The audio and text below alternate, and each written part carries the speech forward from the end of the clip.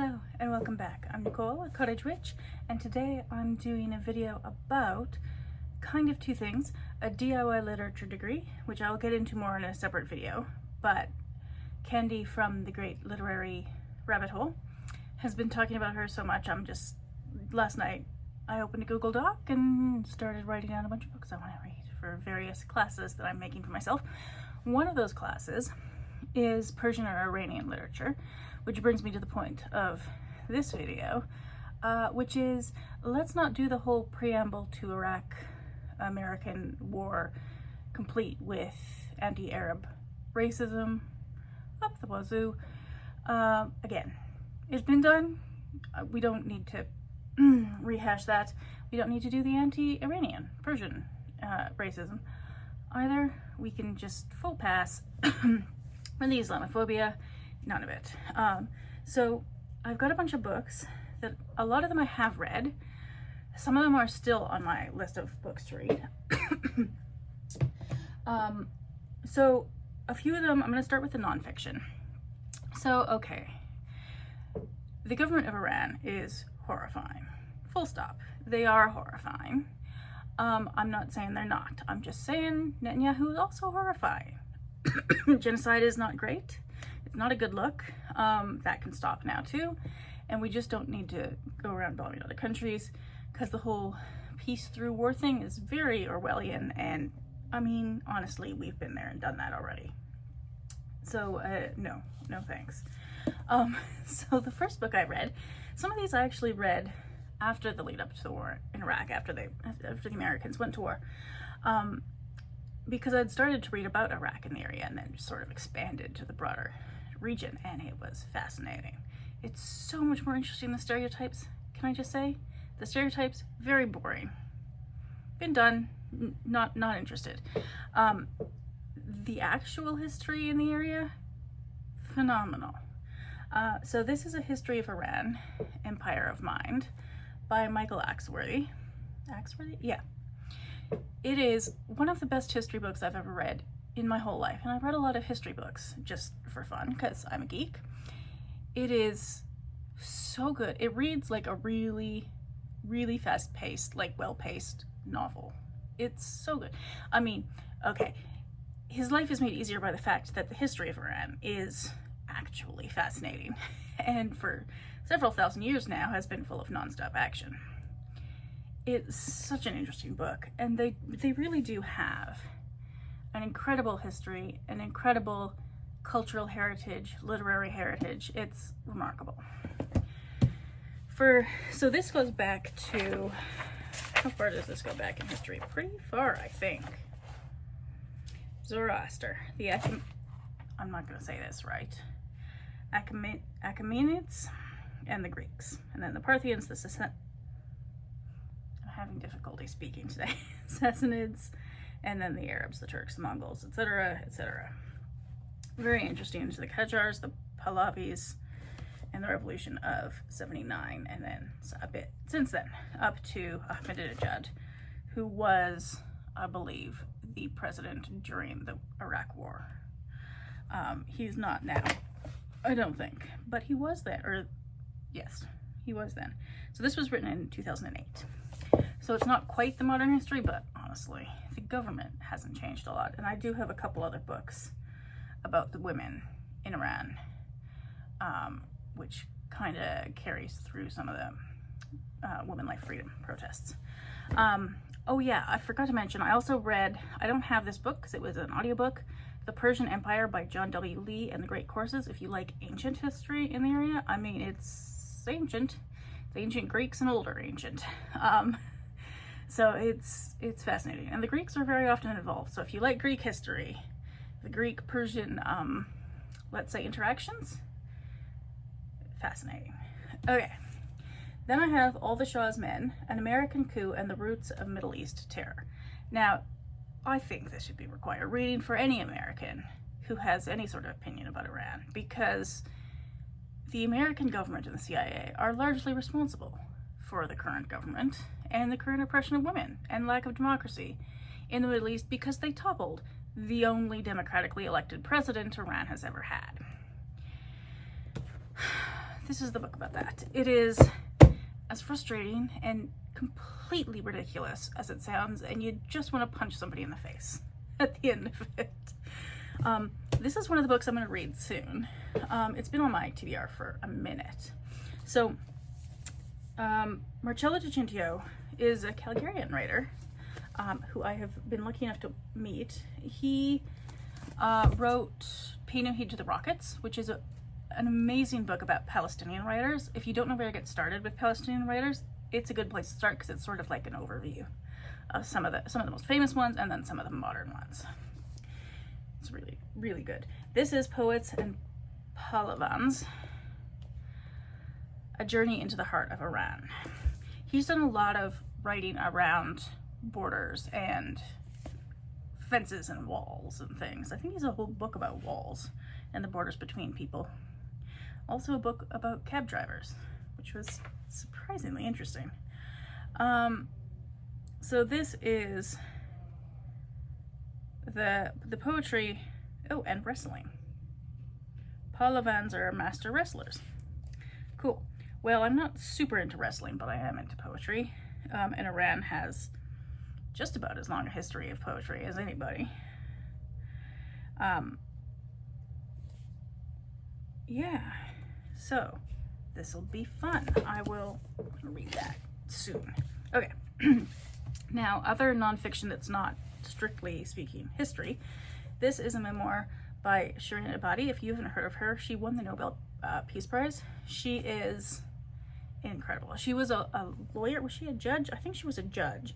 And then she was demoted to a lawyer because, as we know, women do not have the intellectual capacity to be judges.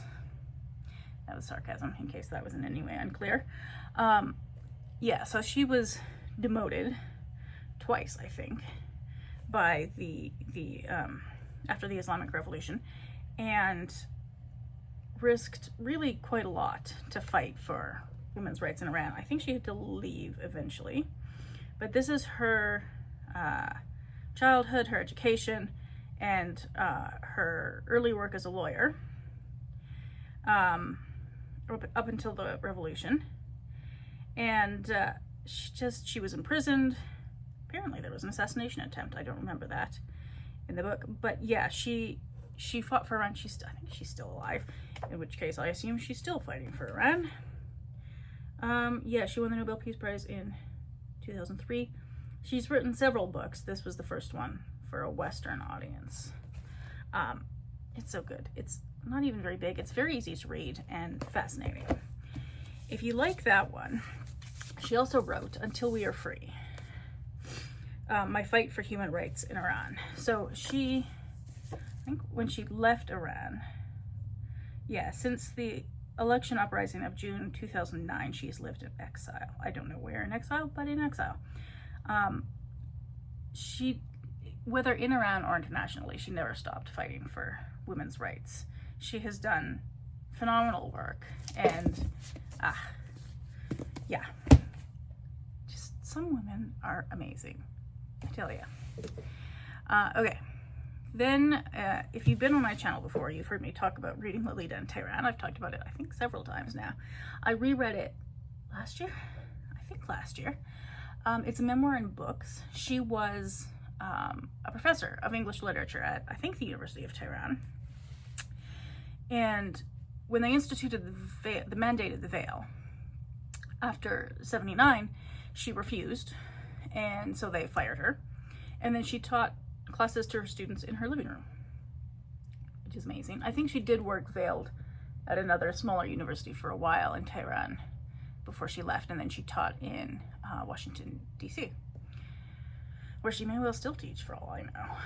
I'm not up to date on the last few years of what she's done, but it's such a fun book, because it is, because I love books about books, and she's so passionate about books that reading her talk about them is fascinating.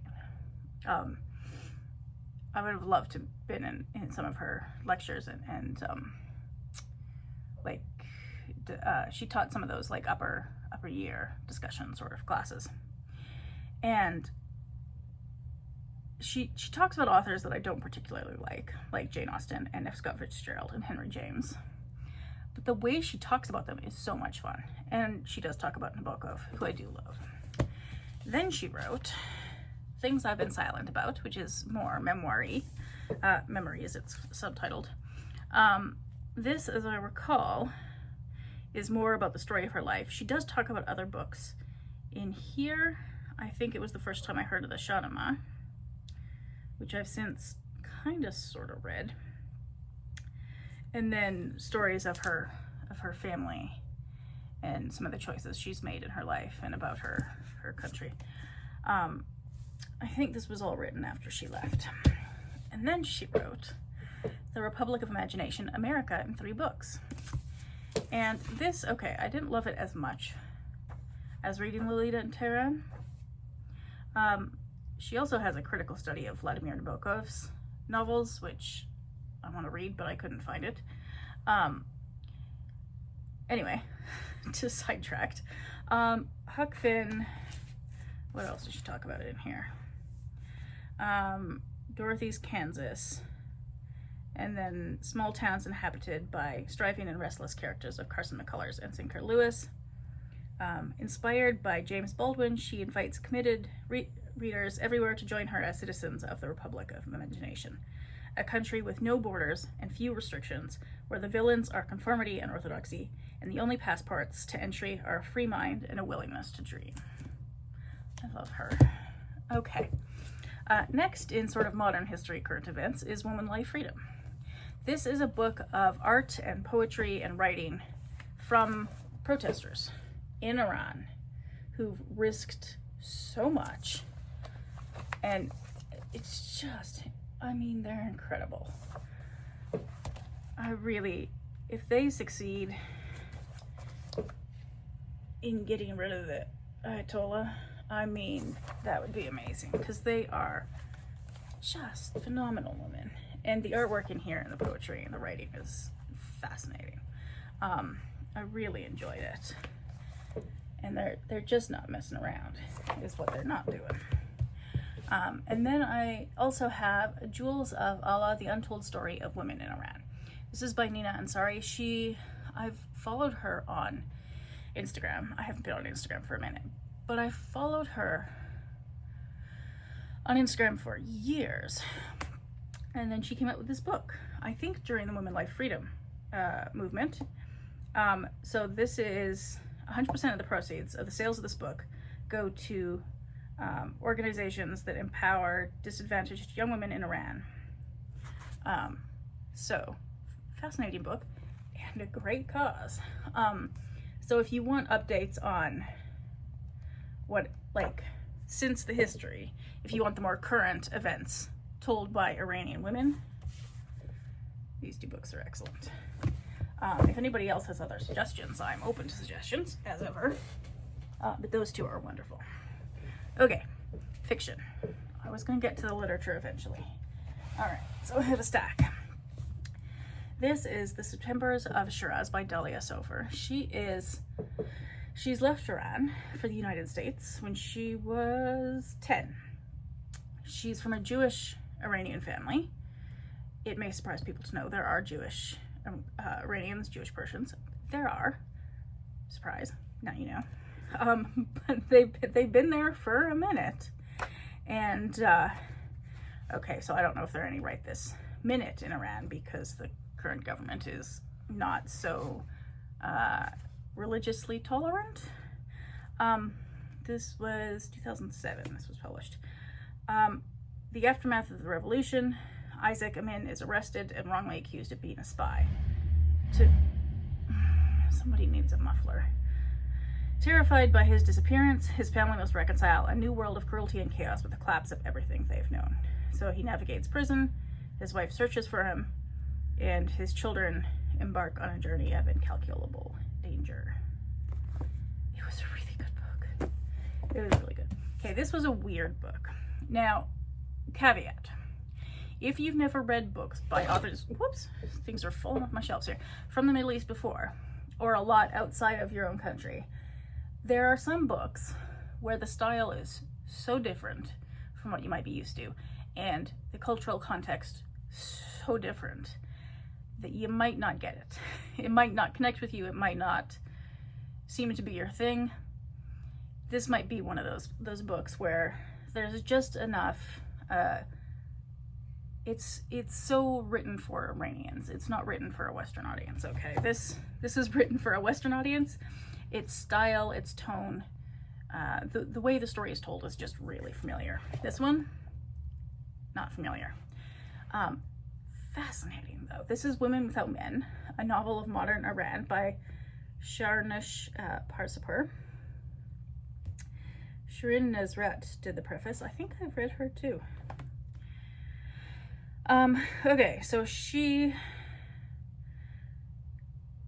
basically there are women who live in a house, sort of a gated, somehow I can't remember how they all end up in this gated house community that is its own little bubble universe, basically.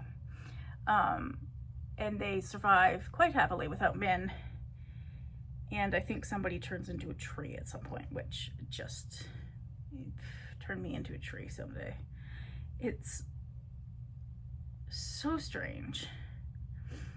Drawing on elements of Islamic mysticism and recent Iranian history, this unforgettable novel depicts women escaping the narrow confines of family and society and imagines their future living in a world without men.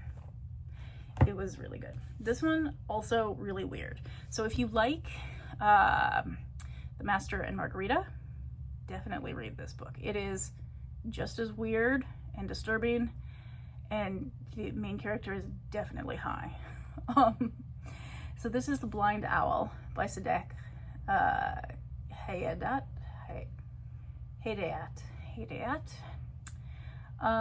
The narrator, two-part story. The isolated narrator with a fragile relationship with time and reality. Yeah, there's no like straightforward linear storytelling. That's not this. If that's what you like in a story, this is not going to be it. If you don't mind weird, though, it's weird. He spends time painting the exact same scene on the covers of pen cases. There's some other strange characters. In a one-page transition, the reader finds the narrator covered in blood and waiting for the police to arrest him. In part 2, the reader glimpses the grim realities that unlock the mysteries of the first part. Honestly, I'm not really sure any mysteries are unlocked. I was fairly confused by the end, but I will definitely reread it. It's one of those that I think will benefit from a reread because it's a weird one. Okay, this is Aria by Nazanine Hozar. This is one of those books. I love it. She's Canadian now, I think. Born in Tehran, lives in British Columbia. I enjoyed this story. It's set in the 50s and goes up until the revolution, I think, or slightly past, something like that. It's a book that sort of straddles the line between written for a Western audience and written for an Iranian audience. It's like halfway in between. So if you want to try Iranian fiction and you've never tried it before, maybe try this one. It's a bit, I read it in a book club once and it was really interesting because I've read a lot of Iranian novels, as we'll get to. And so it didn't seem, the characters' choices didn't seem surprising to me. They made sense to me, but they didn't make sense to everybody in the group.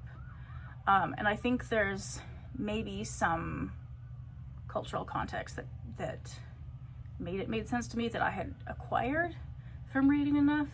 I don't know. That's my theory. Anyway. But yeah, that was good.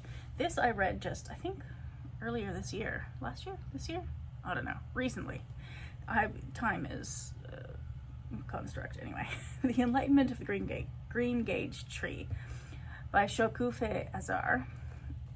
This was fantastic. It's very, I mean, I was always going to like it because I like folklore and I love magical realism.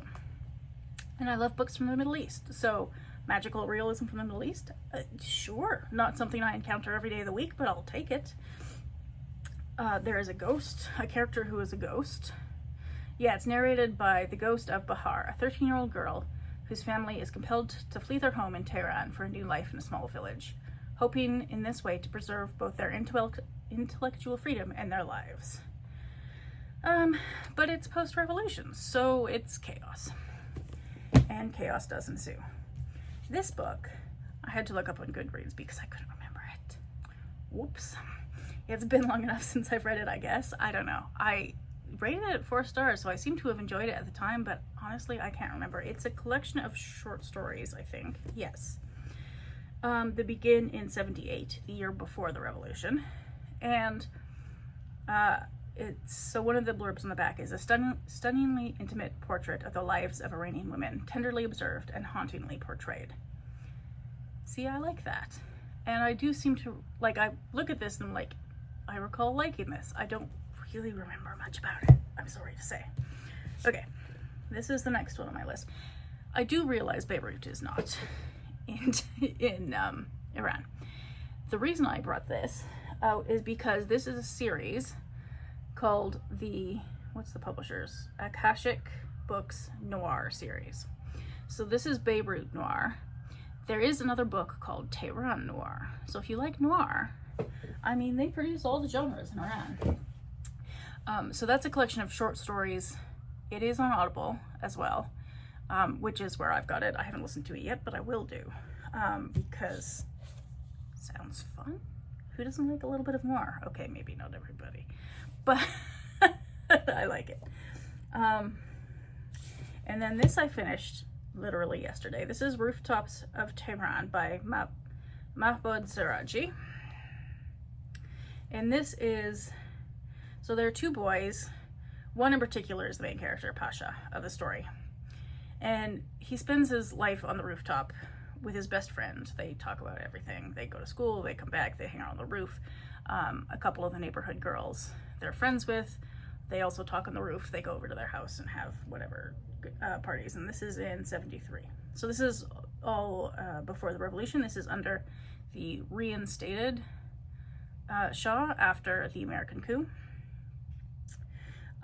He falls in love with a neighborhood girl, but she is engaged to somebody else. And then the Shah's secret police, Savak, get involved and disaster ensues. They're really beautiful moments, but also really heartbreaking moments. So, like, I know people know that the current government in Iran has a brutal secret police and Evan prison, and people have heard stories of that, and it's horrifying. But the Shah also had secret police called Savak, and they were also brutal. They tortured people. People were disappeared. They were murdered. You didn't know necessarily where they were buried. You weren't allowed to say a single negative word against the Shah. It was pretty strict, as I understand it. So that is that. And then, okay, this one I haven't read. Rooftops of, yes, read that. Sorry, I was just checking my checklist because there are a couple books I want to read that I don't have yet. This is one of the ones I want to read. This is In Case of Emergency by Masa Mohabali. So apparently it's quite funny in places, but also subversive, which I might be interested in. Disillusioned, wealthy, and addicted to opium, Shadi wakes up one day to apocalyptic earthquakes and a dangerously low stash. It's a counterculture, satirical portrait of the disaster that is contemporary life. Apparently it's quite dark, but also funny, and a scathing look at the authoritarian state, global capitalism, and the gender binary. So for people who have, like, misplaced stereotype notions of the literature that Iranians can produce, they've got range. So I haven't read this one yet. It's really divisive. Some people love it, some people hate it. And the reviews on, I did read some of the reviews on Goodreads, even though I haven't read it yet, which I don't usually do. But some of them are funny because they hate this book so much. So that's that one. I do want to read A Conference of Birds, The Conference of Birds by Attar of Nishpur. That's a classic. If you like classic literature, that's an Iranian classic. As is Layla and Majnun by Nizami Ganjavi. Layla and Majnun, I've never read, but I've heard about it. It's one of those stories like Romeo and Juliet that pops up in other books because people reference it all the time. Censoring an Iranian Love Story by Shahar Mandanipur, I also want to read. And then Moonlight on the Avenue of Faith by Gina B. Nahal, who is another Jewish Iranian author, who I think also lives in the States now. I think. Definitely in the diaspora somewhere. Okay, I've got a couple of graphic novels, if that's more your thing. This is Zahr's Paradise by Amir and Khalil. Obviously, Amir and Khalil are just generic pseudonyms, because that doesn't really narrow it down. It's black and white, but it's beautifully done. And it's a good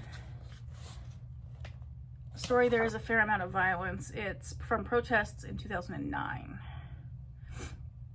So there have been in case you've missed it, even before Women Life Freedom, there had been a series of, every few years there's another massive series of protests. Very few people in Iran actually seem to like their government, which is understandable because their government is appalling. So a young man vanishes.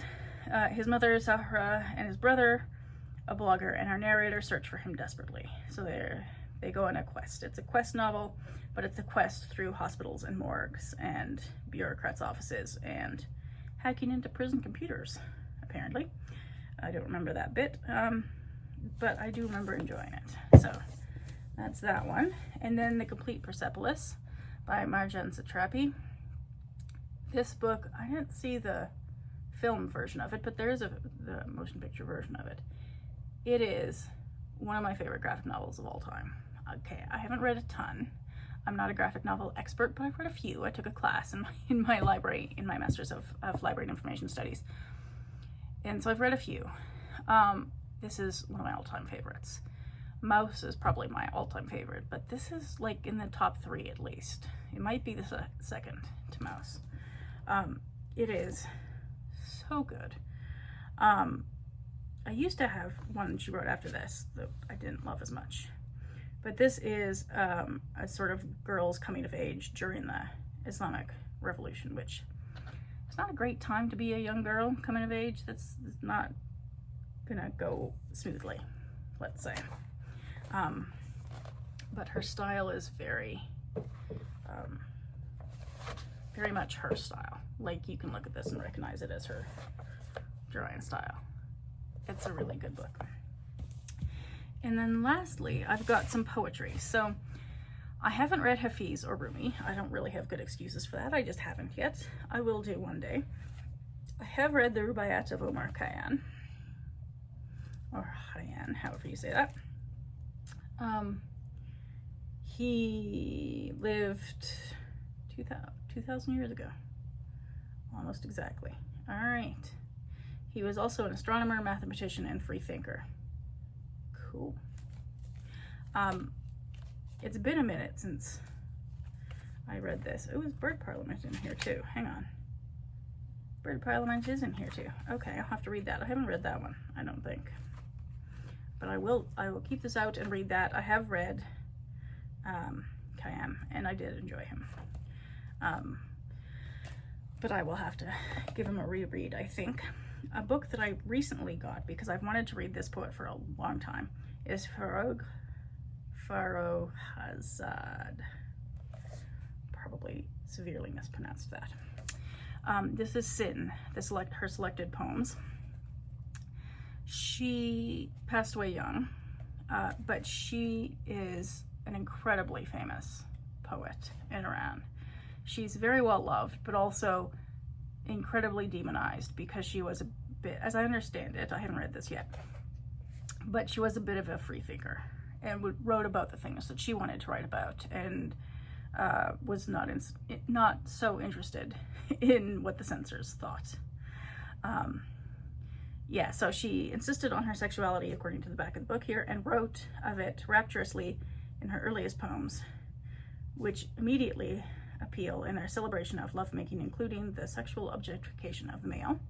Of course, she became a scandal, one that endures to this day. When did she write? In the 30s? Was it the 30s? Hang on. Oh, that was written in 31, that review. So it must have been in the early 1900s that she wrote. Anyway, she is very famous. There are a couple other poets that I want to read too. There is Simin Behbahani, Behbahani, a cup of sin. And then Sohrab Seperhi sounds really interesting too, but I don't know if I will be able to find a lot. I know some of his poems have been translated into English, but I don't know if a whole collection has or not. I'll have to do some Googling, but I'll list all of these books down below. So that is my Persian literature, Iranian literature syllabus. I use the words sort of interchangeably because, and this is in one of these books that I've read at some point, the point at which they switched to using the word Iran was because of, as I understand it, the out of control Orientalism around the use of the word Persia. And now they've kind of got an opposite situation, where, not an opposite, opposing situation, where Iran has so many stereotypes around it due to the current government that some people, like there's a dance group in Calgary that call themselves Persian dancers because it's, I mean, first of all, it's a traditional Persian style, and second of all, they're not so associated with the country. It's a funny thing to have to try and balance. And also, there have been languages called Old Iranian and Old Persian and Middle Persian. So the names of Iran and Persia it's not so black and white, I guess. Anyway, tangent again, as I do. Someday, soonish, I'll do an overview of my proposed reading list for my DIY literature degree, which will take me possibly like a decade or longer. I don't know. I've got a lot of books on it. Some of them I've read before. Some of them I might want to reread at some point. And then some of them I just want to sort of fill in the gaps, like the glaring holes in like the Russian literature I've read, for example. So anyway, I'll do another video about that sometime. Thank you for watching, and I'll see you next time.